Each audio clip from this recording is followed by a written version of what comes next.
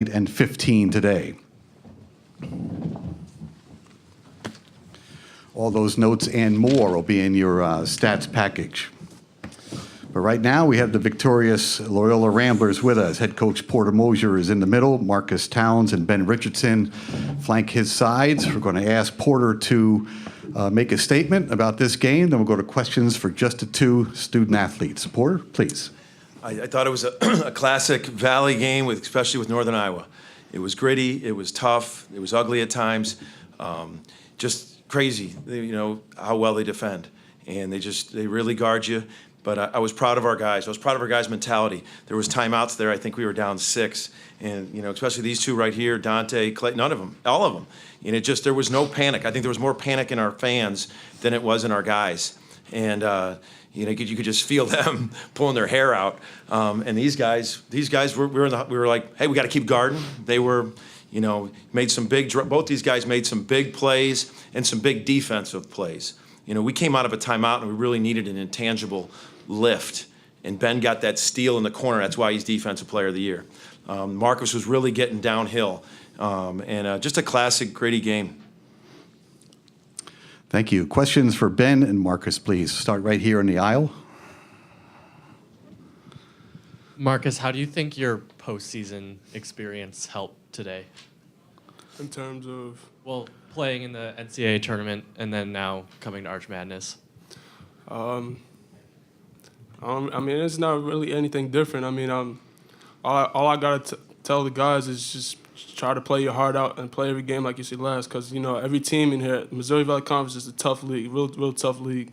So I just told the guys, like in the beginning of the game, just play your hearts out and give everything you got, because nothing comes easy. Like you see out there, it was a gut out game. It was a grit game. So that's all I got to. I told them just play your hearts out and everything will fall in this place. Right here. Ben, you had that steal your coach mentioned, and that three-pointer. There just seemed to be kind of a look in your eye after that, too. Did you feel like you guys just needed to get a few shots going and maybe discuss, too, just kind of the mentality, even being down and struggling? Yeah, I mean, that's what an aspect of this team that I think is pretty special is we've had adversity a couple times, and we've responded. Times we've been down. Senior night went down 6 in the second half against Illinois State, and we didn't panic. We just did the little things that we know that we need to do to win, make a little play here or there, and focus on doing that rather than hitting a home run. And I just try to play hard and let my teammates feed off energy. And at that time, that's all you need. You need to come in and bring energy and let the guys feed off you. Yeah. Right here. This is for Ben as well. Didn't take a single shot in the first half. Stepped up, I think, 9 points in the second half. Was that a conscious decision at halftime, or was that just the flow of the game? Yeah, I think it was the flow of the game. I mean, Northern Iowa is super tough defensively, and they're going to make it tough on you the whole game, and you're not going to get a whole lot of looks. We want to get a lot of possessions, and they kind of slowed us down a little bit, and I didn't feel like I had a lot of looks in the first half, and then I kind of just let it come to me. Try to be aggressive, try to make plays, trying to get downhill. Most of the second half, I think, would be more of what I was focusing on, and then some good things happened. Ben, sticking with you, what did you see on that three-point shot? Obviously, you didn't have a whole lot of time to think on that one. Yeah, I caught it.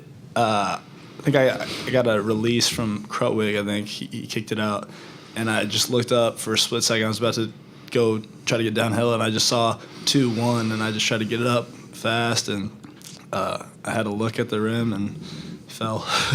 That's cool. You should have said Coach Moser drew. It's really cool. Man, I've had your back so many times. It's a little last second play, but you're working on it. It'd be you launching a contested 26-footer. Damn, made your opportunity. Yeah, stay here. Just to follow up on that, as a guy who's the conference defensive player of the year, what does it feel to make a big offensive play to turn the game around? Yeah, I mean, I think we have a lot of weapons on this team, and any guy can go make that big play. And I'm ready. Marcus is ready. Dante is ready. We're all ready to make a big play like that, big shots. That point in the game, I had to take it. So, but I think we have tons of weapons and tons of guys who can hit big shots, and that's why we've pulled out games like this. It's tough games. It's gonna be tough games this whole tournament, and so we're gonna need everyone to come along, and it's not always gonna be the same guys. It's everyone's gonna have to step up to win this tournament.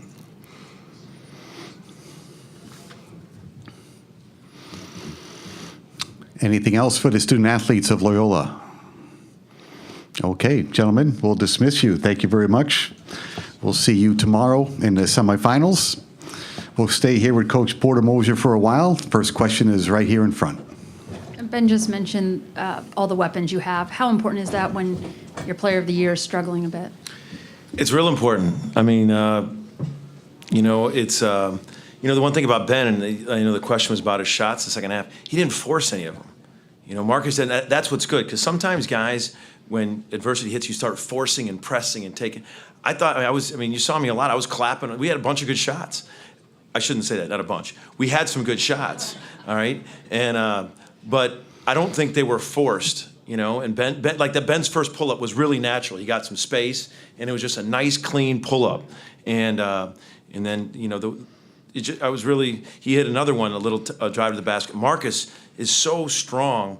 We have a term that we call body up, body in. When you start beating a guy, you go body up into the. And Marcus really does that. If you see how strong he went downhill, but it is. I mean, for guys, there was no panic. Obviously, Clayton was struggling, and you look at some of the big plays down the stretch in the second half that guys made, and that's why not one person can lead a team to 26 wins. We're much better with Clayton Custer, no doubt. And I'm telling you, he's going to make some huge plays for us here in St. Louis. Like on the bench at one point, he was kind of like rubbing his ankle and wincing a little. Is that troubling him? A little bit.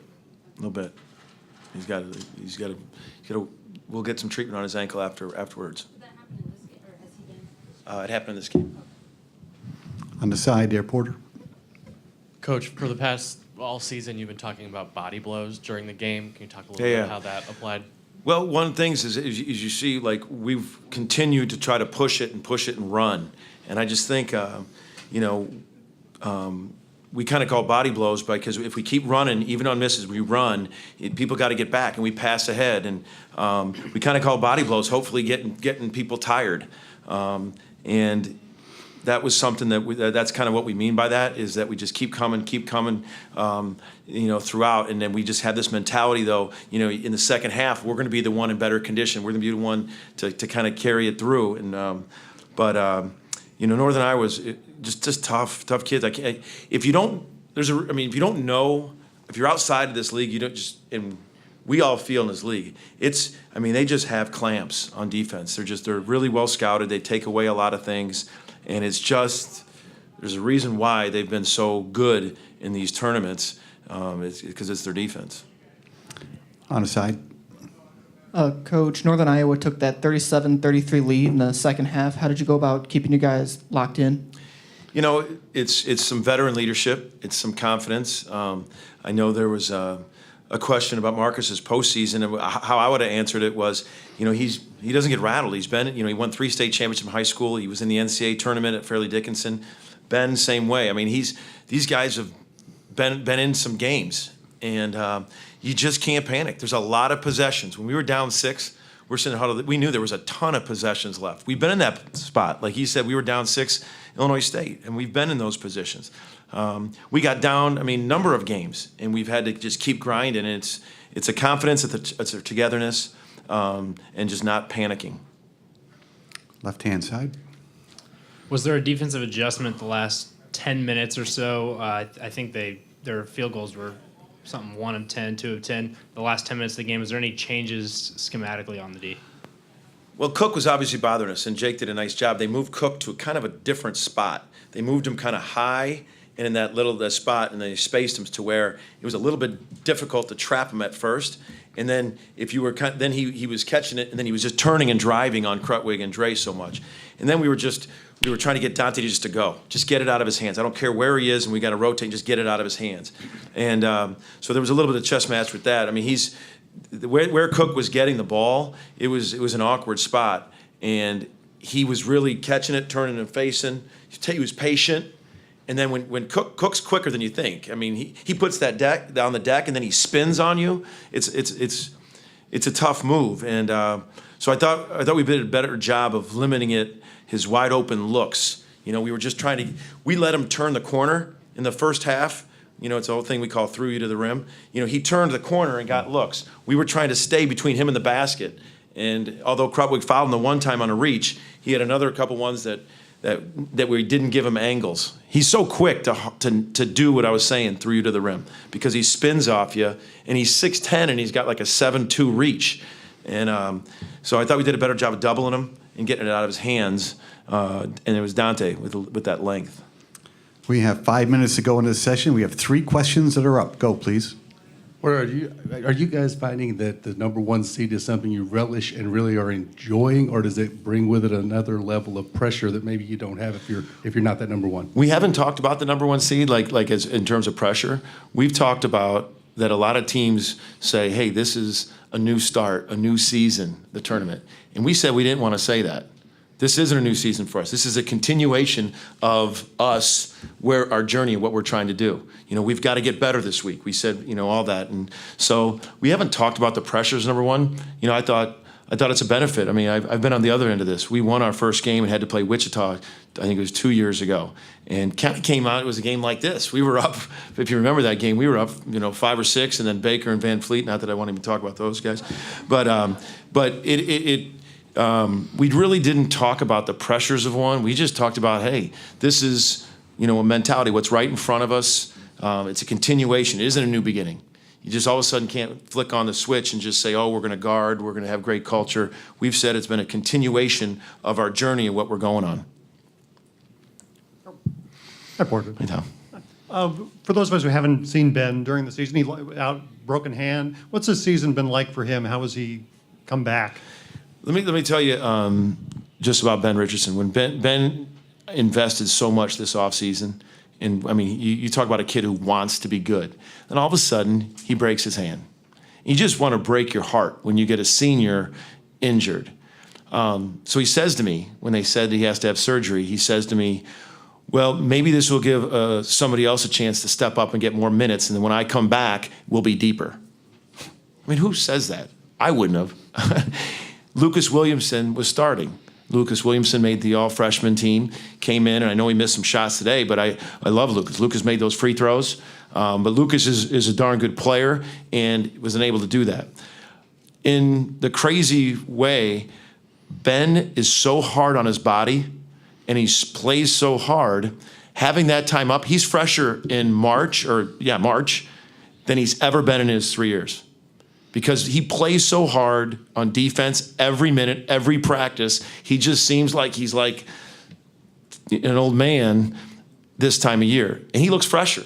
And so in a crazy way, maybe that helped him here this late in the season, because Ben is fresh. He's the freshest he's been, by far, his body in his career. Final question right here. When you look at some of the early game struggles, do you think that it was due to Northern Iowa, or do you think it was kind of the first game jitters down in St. Louis? Could be both. I remember distinctly we missed some good shots, and I was just, we missed some threes, and I thought both teamwork was guarding at a high level. So could be both. Could be. Northern Iowa. I know it's that. I know part of it's Northern Iowa. Whether our guys were jitters or not. But I will tell you, it is advantage to get a game in the bank in a tournament. You get a feel, you get an atmosphere, you get a feel. The second game, you're a little more comfortable. So maybe there was a little of that, and don't know. I'm just very, very pleased that we're moving on tomorrow, and you got to play the winner, Drake Bradley. Thank you, guys. Thank you, Porter.